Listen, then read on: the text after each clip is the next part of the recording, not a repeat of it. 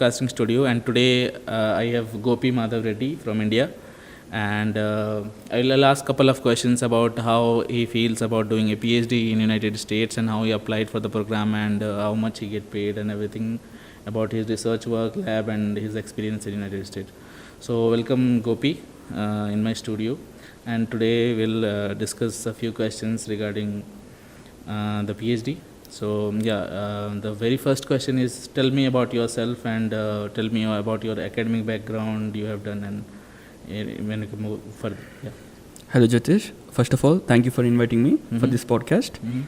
So my name is Gopi, everyone, and I am from Hyderabad, Telangana, India, and my bachelor's and master's have been done in IISER Pune, which is Indian Institute of Science, Education and Research.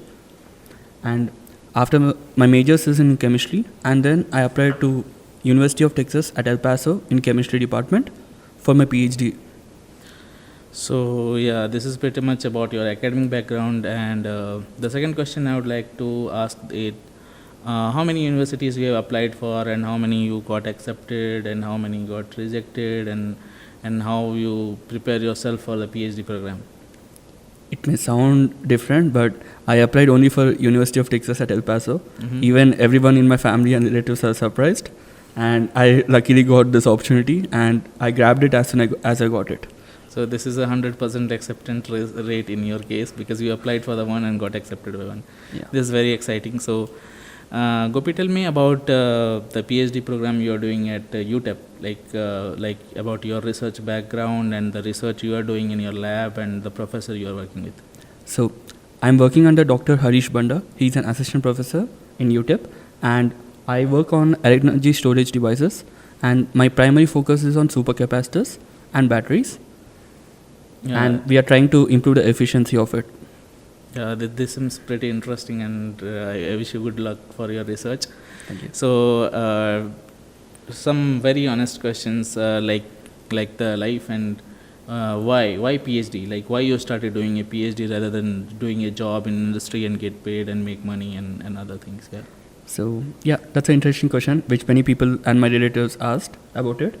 So the main reason for me is, even if I do job, I may get very well paid, but that's what I feel. It's not true for everyone.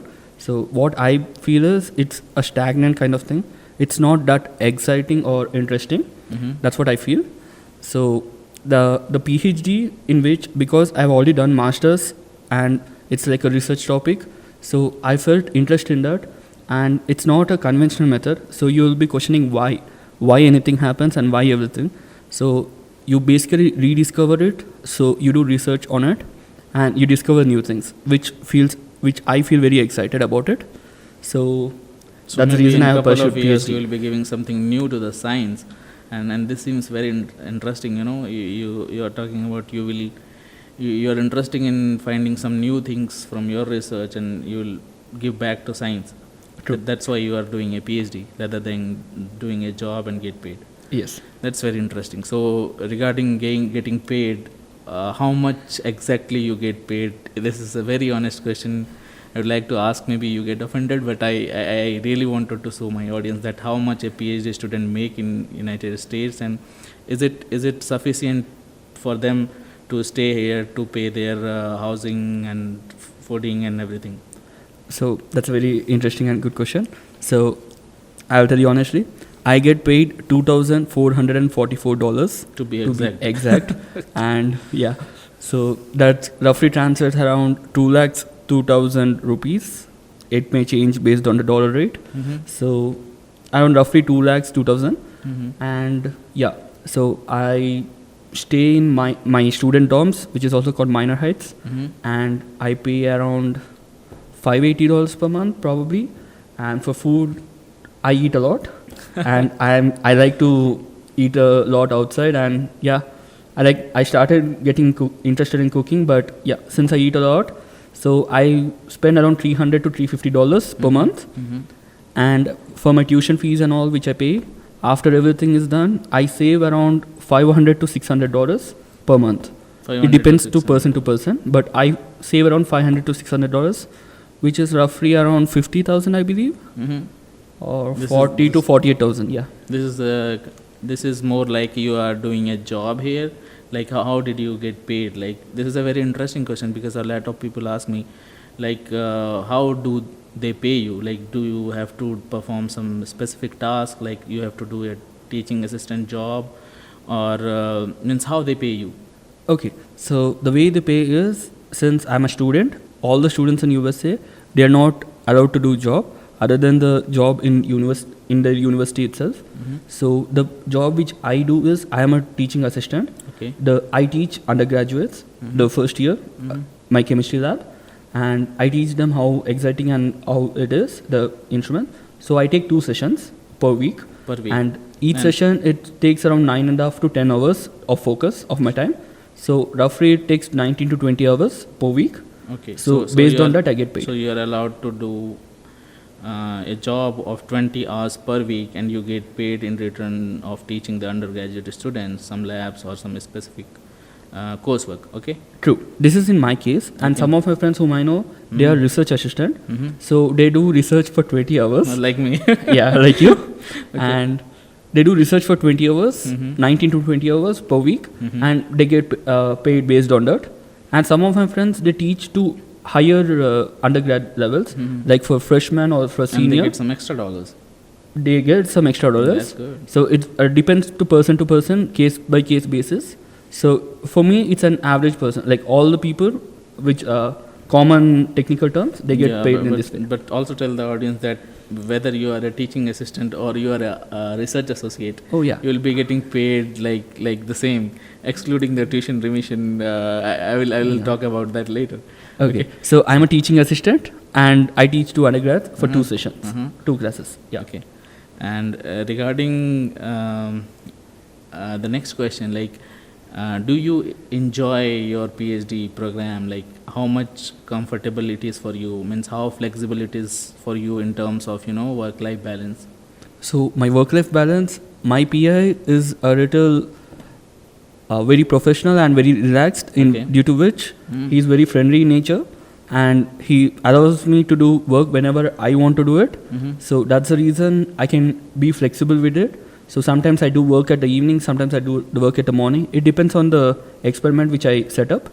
So sometimes is it necessary for you to come to the lab 9 a.m. in the morning and you have to leave at some time, or do you prefer to work whenever you want to and do your research at your time comfortable to you? for my lab, it's not necessary to be 9 a.m. to 5 p.m. It's not like a fixed timing.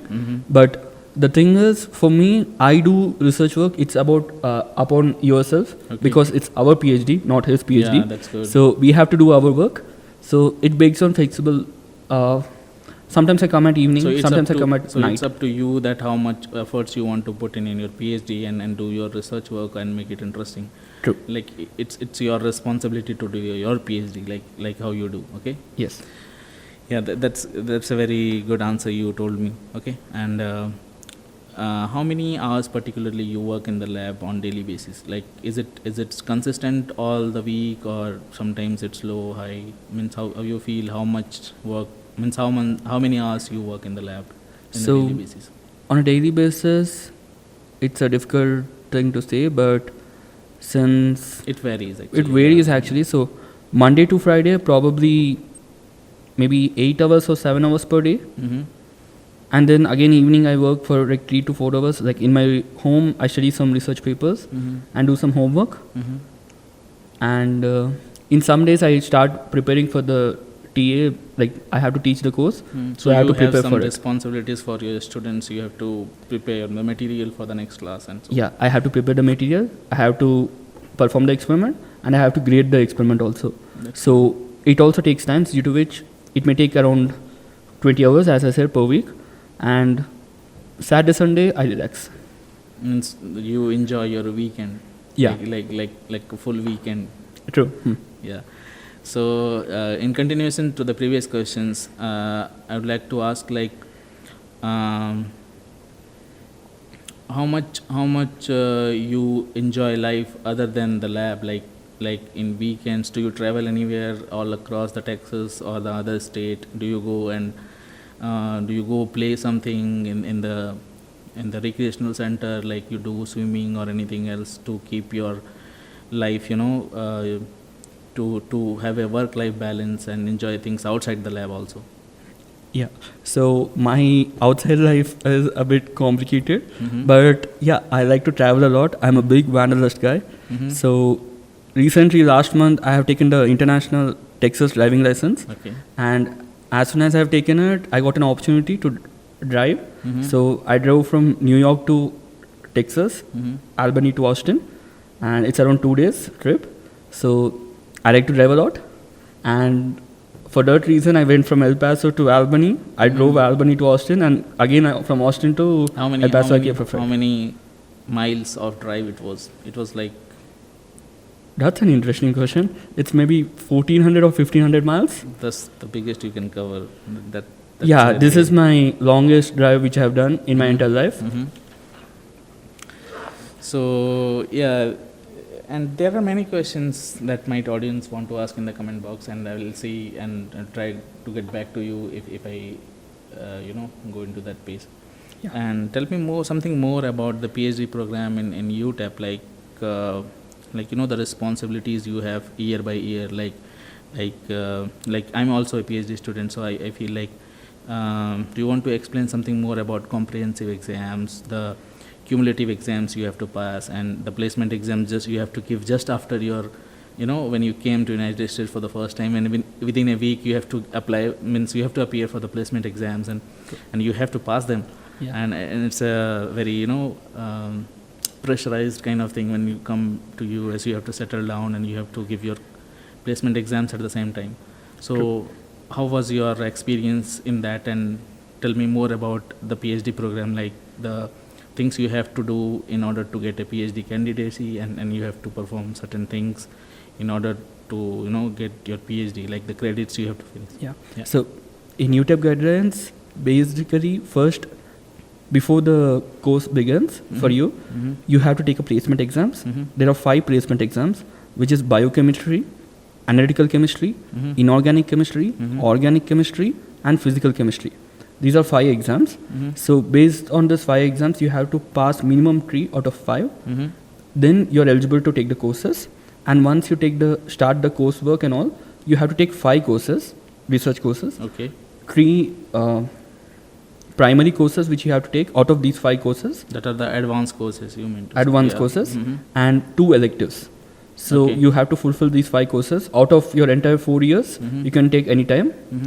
And for each semester, for international students, you have to take 9 credits per semester. Okay. So you have to take 9 credits to fulfill the F1 regulations. And based on that, once you take the 9 credits, it depends. The 3 credits you can take the course, and remaining 6 credits you can take the research credits, and you can do the research work. Okay. And based on that, you have to fulfill the 9 credits per semester. You have to take 9. You have to finish 9 credits per semester Sure. in order to maintain your F1 status. In F1 United status. States. And in 4 years, if you do 4 years, 2 semesters, 9 credits, Okay. if you multiply, it will be 72 credits. Mhm. And once you have done the 72 credits, you are eligible to finish your PhD. Good. So this is the first basic overall concept. Yeah. To tell people more about the comprehensive exams you have to pass, and the cumulative exams that are more hard. When your professor gives you a research paper and he can ask questions from anywhere, and that's pretty hard to pass. True. So yeah, tell me more about that. So this is the cumulative exams which you're talking about. Mhm. It starts from the second semester. Mhm. So yeah, it's total 5 courses, 5 cumulative exams you have to pass out of 15. So each semester 5 exams will be happening. So this is the second semester, my second semester. So my cumulative exams are starting, and it's total 15. And out of 15, I have to pass 5. And the cumulative exam, the design is in such a way that they give you a research paper on Wednesday, Okay. and you have to read based on it. And once you read it, they will be giving a quiz on it on Saturday. So that paper, they can ask any question From on any anywhere. diagram or anywhere from any that paper. technique or anything that you have used in the paper. Yeah, and you also have to read the references which are Yeah. cited to that paper, because the So- professor can ask the questions from references anywhere. also. Yeah. So it's pretty hard to pass those exams, but I think they have enough flexibility in terms of attempts. Like they have 15 attempts and you have to pass five out of them. So I think if someone is good at, someone has good analytical or research skills, he can pass at least 5 out of 15. Yeah. So it's kind of hard, and it's kind of in terms of attempt, they can at least pass 5. And Yeah, to that's maintain the how candidates. you Yeah. at starting you learn and then you pass. Because people came here from different backgrounds. Suppose if I'm a biotechnologist, I have done my bachelor's in like basic sciences, and then moved to biotechnology. Then I'm doing chemistry, so I have less knowledge about analytical advanced organic chemistry. True. But I have to pass at least 5 of them so that I can maintain my status. True. Yeah, this is all about the cumulative exams. Can you explain a bit about comprehensive exams, or we can discuss So, it later? We can talk now if you Okay, want. yeah, sure. So comprehensive exam, there are 2 exams, comprehensive exam A and exam B. So the first comprehensive exam A, it's around after finishing of 2 years. Okay. Before 2 years only, Mhm. like before 2 years only, you have to give the comprehensive exam A and you have to pass on it. Mhm. So that's the work which you have to present for the entire 2 years which you have Okay. done. Mhm. Like up to that time, Mhm. you have to present the work and you have to defend that why your work is credible In front of your committee, right? in front Okay. of a committee. Mhm. So that committee consists of our PI, the Mhm. principal Supervisor. investigator, Mhm. and as well as 3 internal faculties and Okay. 1 external faculty. Good. So the 3 internal faculties are from chemistry department, Mhm. and 1 external, he can be anywhere from the world. Okay. So these 5 people, they are the committee members, and they teach, like they question you and they interview you, they grill you. They grill you. Yeah, And exactly.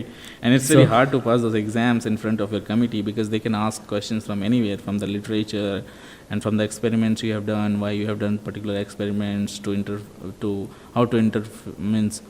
how to get the results and how to analyze those results, and he can ask questions from anywhere. So it's very hard to pass those exams. So how do you feel the difficulty level of a PhD? Like how stressful it can be in terms of other things. If people do a job in industry, they have to fulfill the criteria that they have to work for certain hours, they have to fulfill some task. But what do you feel about doing a PhD? Is it different from the industry, and how much pressure you feel and how much stress you go through, all the semesters? Because you already finished the semester, and means how to be a PhD, how it feels to be a PhD student. True. So that's a very interesting question you have asked, and it's a very important one, because when you feel for the PhD, when you are interested in research, when you love research, you don't feel that much stress or tense about it, because once you like it, you just keep on doing it, and no matter what, any hurdles, you can just overcome it. And some people, they want to do it, so based on their liking it, the difficulty level varies. So the first semester was enjoyable for me, because my PA, he was teaching me a lot, and I was very happy because I was learning a lot, Yeah, and I was because interested first in it. semester is more like learning than doing some core experiments. Yeah. True. Yeah. And how this is a very sensitive topic to ask, but how you feel after a failed experiment? Like suppose you have done some experiments and you failed very badly, you got some very bad results, and you get demotivated, and you have to do that again. So how you feel, how you get the motivation after some failed experiments? Because I work in biology, and sometimes if cells get contaminated, or I get contamination in worms, I feel like it's depressing for a week, because you lose your time. You have to reset everything again, and you have to perform work. So how do you feel in that So terms? yeah, like you, even I also feel very demotivated. So one of my colleague, he suggested me to go to rec center, and yeah, so based on that only, I started doing swimming, and as well as some running activities. So whenever I feel demotivated, when I go to rec center, it's very, like, all the stress gets relief, and even the sadness, I don't know how, but it automatically goes away. And you are the bio guy, you should be telling me how the physical activity removes all the sometimes tension. you have to it happens because sometimes you work like a whole week, and you feel like you are consistent in all those things, and you need a break. Okay, and that break is very necessary in order to get back to things again. Sometimes you feel like if you get a break and then come back to work, and you will feel like you are more motivated towards work. Yeah. So yeah, I think going to recreational center, doing swimming or other activities will make you more energized for the next couple of weeks. Yeah. And one more question I would like to ask is, what you feel about the American people. You have been in contact with them, like how friendly they are, like how they behave with you. Is there any discrimination you face in the department or in general in the public if you go to Walmart or go for shopping? Yeah. That's a good question because many of my relatives were asking about it, and yeah. So the way, as from like I came like maybe 6 months it's been, and I have never even met one person who is like discriminating it, and everyone here are very friendly in El Paso. So I can talk about El Paso, not about other US places. So all the places where I have been, everyone were very friendly, and whenever I need something, they go beyond this comfort zone and they help Tell you. me about the experience when we have been to downtown and then some guy gave me us lift. Oh yeah. Yeah. So what happened was we were waiting for a bus, and the bus time was about to close at 10 o'clock. We were around 9:52 or 9:53 p.m. So the bus guy saw us and he's like, okay, the shuttle is going to shut down. So I'll just call my supervisor. Yeah. And supervisor, she brought her own van and she And dropped picked us at our and place. dropped at our, not even bus stop, they dropped at our home. Apartment. So I was very happy for that day. Yeah, and we were together at the downtown at the day, and I feel like it's very interesting to have that experience if you are outside at your home place or a country, and you feel like if someone give you a ride to your apartment in 10 p.m. Yeah. It's very safe and comfortable to be here because they means you believe that they care about people, like they feel there should not be any problem with the citizens or the general public, even to be specifically to the students of the university. Yeah. Because they respect us very much, and they kind of protect us if we need some help. Yeah, they value each and every human very much. Yeah, human values even more than anything here. Yeah, true. Yeah.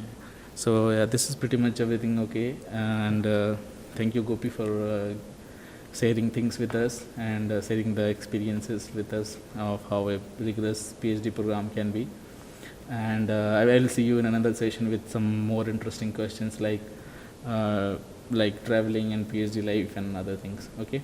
Yeah. So we'll wrap up this interview with a very thankful note to Mr. Gopi, who is doing his PhD, and best of luck for his PhD and everything. Thank you for coming, Gopi. Thank you, Jyotish.